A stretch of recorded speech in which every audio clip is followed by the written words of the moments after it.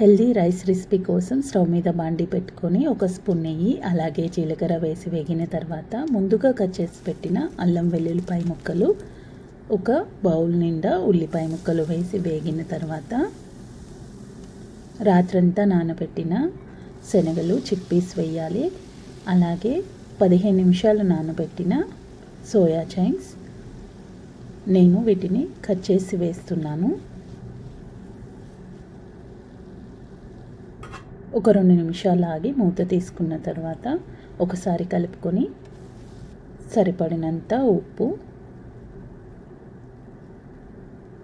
మిరియాల పొడి అలాగే రెడ్ చిల్లీ ఫ్లేక్స్ వేసి కలుపుకున్న తర్వాత నేను 1 బౌల్ నిండా కొత్తిమీర, పుదీనా 2 మిక్స్ చేశాను. అది కూడా వేసి కలుపుకోవాలి. నేను 8 గ్లాసుల నీళ్ళు వాడుతున్నాను. చిన్న గ్లాస్ అండి ఇది. దీంతో నేను 3 గ్లాసుల బ్రౌన్ బాస్మతి రైస్ యూస్ చేస్తున్నాను. నీళ్ళు మరిగేటప్పుడు ఉప్పు కావాలంటే ఇక్కడ వేసుకోవచ్చు. బ్రౌన్ బాస్మతి రైస్ ఒక అరగంట సేపు 15 నిమిషాలు నానబెట్టుకుంటే సరిపోతుందండి.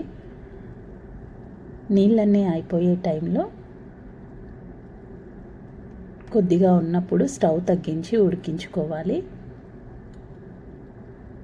హై ఫ్లేమ్ పెట్టి ఉడకబెడితే అన్నం సరిగా కుక్ అవ్వదండి.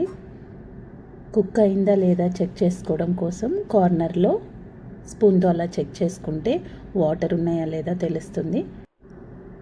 చూడండి, రైస్ రెడీ అయిపోయింది. మీరు కూడా ట్రై చేయండి.